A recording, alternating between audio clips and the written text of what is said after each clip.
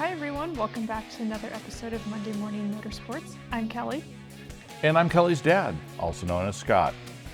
We just got back from Phoenix Raceway last night, and we wanted to chat just a little bit about yesterday's race, which I have to say was the best NASCAR Cup race at Phoenix that we've seen in years. The combination of the additional horsepower, and I believe they brought the secondary tire this time, so a little softer compound.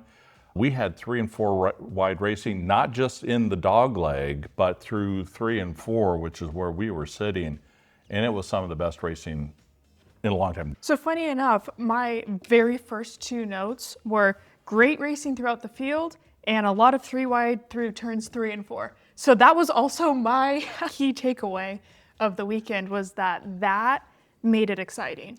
Yeah, I mean, early on, you had Joey Logano take a big lead, and you had Christopher Bell during another section take a big lead. If that's all you saw on TV, and we haven't watched the broadcast yet, you missed out, because mid-pack, backpack, people were fighting side by side, lap after lap after lap, and God bless you, America, that's exactly what we're looking for. I'm excited about, it wasn't perfect by any means, but if they can keep on tweaking that package and doing more of this, I think we're going to bring a lot of fans back to NASCAR. Which, speaking of, you want to talk about the little mix of fan base that we had in there this weekend? Yeah, after the IndyCar race on Saturday, we were wondering how many of the fans there that clearly looked like they were there for IndyCar were actually going to show up on Sunday for the NASCAR race. And it felt like some of them did stick around. I think we had a younger crowd for Sunday's race than typical we've seen, I think, since we've been going there. Because a NASCAR race looks like God's waiting room. And I hate to say it because my demographic right here, but we need more fans like Kelly's age and coming to the sport, and we got a little bit of that. Yeah. So I strongly encourage NASCAR to do more, NASCAR and IndyCar, because there were a lot of NASCAR fans at the IndyCar race the day before. So pulled a good crowd. That pulled a good crowd, and you mix the 2 fan bases, and maybe they become fans of both sports. And so it's motorsports, and we love motorsports. So we don't discriminate one against the other, and the more the merrier. My other thoughts on the racing part of it, particularly this was late stage 1, when the leaders caught up to the back of the field. There was a lot more 3 wide racing as the leader was trying to put these cars a lap down. And typically at Phoenix before, they'll catch one at a time, pass one at a time, and it's not super exciting. This time there was a lot of oh type of moments as they were navigating through those bigger groups. And there was I don't remember which stage specifically right now, but Ryan Blaney was trying to catch Christopher Bell, and Ryan got stuck in a wad of cars fighting for position, and had to, at one point in time, thread the needle between 2 of them as they were coming together, and there was a couple catch your breath moments there for the top drivers in the series in that particular race. Yeah. I also made a note, we had 12 cautions in this race, which tied the record for the most cautions at a Phoenix race. Yes. And with that, I feel like it pulled in more strategy than Phoenix has had in quite a while. That plus the tire degradation that we were seeing. Yes. And I thought that helped to make particularly that 3rd stage really exciting. There was stuff going on. You know, some of the drivers were starting to get short on sets of new tires, which I feel like we haven't seen that a whole lot. Not at Phoenix. In the previous races. And so that was fun to see, too, as they were making the calls of, are we staying out on this one? Do we think we have more cautions coming? Will we pit then? Yeah, some of the cars in the back of the field stayed out, hoping for another caution. They got that caution, got back onto took the wave around. Able to then get tires. We saw a number of teams taking 2 tires to maintain or get track position. Including Blaney's crew chief making that call to win it. Yes, after the crew tried to sabotage his race twice, we were actually listening to Ryan Blaney. By the way, there's going to be a jar in the future, because I've almost done it 4 times already in this particular video. I can't stop saying Dave Blaney. And so we're going to have the not Dave Blaney, Ryan Blaney jar. And every time I say Dave Blaney, money's going to go into the jar that we're going to save up for a future trip to another race. I'm really impressed. You've done really well so far. Not a I single do have time. his I do have his name right in front of me here with the R rather than the D. So I am trying to remember. Yes. Top of the sheet helps too. It does. If he'd finished 20th, I'd be toast right now. So there is that. I want to talk a little bit also about how the teams were able to make adjustments during the race. And one particular driver was Kyle Larson. Yeah. Kyle Larson was junk for the first two stages. I mean, absolutely junk. I don't even know if he was staying in the top 20 for most of that stretch. And then they made the right adjustment eventually, and all of a sudden he's up in the top 3 and racing for the lead. So great turnaround for that team. I also made a note on Joe Gibbs Racing, who has not had a great start to the season and then managed to bring it home 2nd, 4th, and 5th, the exception being Chase Briscoe DNFing. That was a good turnaround for them. We'll have to see if the momentum continues into Las Vegas next weekend. And if you haven't seen our who's in, who's out of the Chase predictions, you'll see a prediction on my part where I said Joe Gibbs Racing is washed this year. With the Gebhardt leaving, it's obvious that they're struggling. And then they put 3 cars in the top 5 this weekend. So yeah, that's why I'm a race fan and I'm not on TV week in and week out. Hey, I'm standing by my prediction.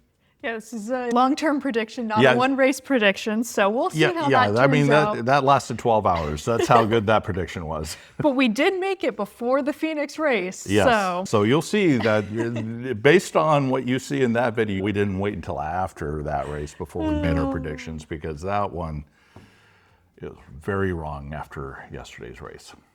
It was another good day for 2311. Very good day, yes. They finish 6th, 8th, and their forgettable driver that I never remember also finished 18th. The Herbs. Yeah, that would be the one. I made a note of where he finished. He's just forgettable to me. There are a few of those in the NASCAR series right now that kind of fall into that generic barrel. They've had a heck of a run to start the season.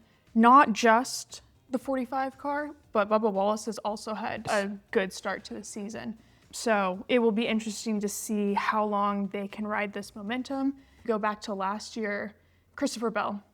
Christopher Bell started the season really well and then kind of faded as the season went and didn't make a super deep run into the playoffs. So how long can you ride 4 good races? It shows how quickly teams can bounce back if they've been consistent. And with Ryan Blaney's win, he dislodges Bubba Wallace out of 2nd place in the points. Obviously, they're still close together. People that are forecasting the end of this with certainty, we got a long ways to go yet. And there's a lot that can happen in the season. And we'll see if 2111 can continue this ride. One driver that we did talk about in our prediction segment was Cindric, and how, based on his stage points, has been running well, but just hasn't been able to get the finishes. And once again was running really, really well when he got caught up in a mess that was not his own. Yeah. And once again finished way down the finishing order. So I think other than him and Logano getting wrecked out, my last note here was that it was overall, I feel like, a very good weekend for Penske. Between IndyCar and NASCAR, both poles, both race wins. That's a pretty darn good weekend. yes. And another video we did immediately after the race, IndyCar update. So check that one out if you have the time. All in all, one of the better weekends we've had at Phoenix since we became ticket holders. I think the best weekend we've had at Phoenix. Probably true. Probably true. Usually there's one race that doesn't go off all that great. Usually it's the Cup race, to be honest with you. We have the Truck Series and the O'Reilly's Auto Parts Xfinity Busch Grand National Series.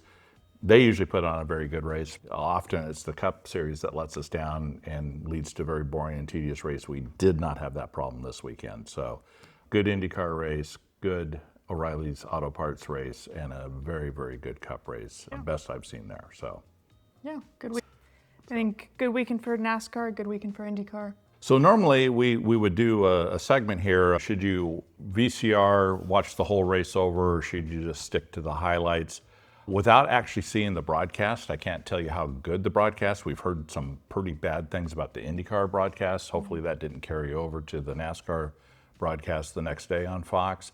But if you have the time, and hopefully they showed what was going on mid and back part of the field, I think this race was worth watching. Yeah. It's in entirety, not just the highlights. The fans were standing on their feet and loving what was going on out on the track. So highly recommend that you watch the whole race. I concur. All right. We will be back later this week with our looking into next weekend. You will, for the first time, see Foolish Father's betting picks versus AI and start that little competition. And so we'll see how that goes, terribly based on how well I did my predictions this weekend. So You're telling me you didn't pick a Penske to win? no, I was talking more about the video of who's in and who's out. Okay. No, Penske dominates at Phoenix, and I'm hard pressed to not put money on Penske, Christopher Bell, and Hamlin. Yes, Yeah. I almost said Ken Hamlin, who's Kevin Hamlin. I mean, different race car driver, now a spotter in NASCAR. So this is what Kelly has to work with on a regular basis, and she has to manage her father, and there aren't enough pharmaceuticals in the world to do that. So with that, please subscribe It's free.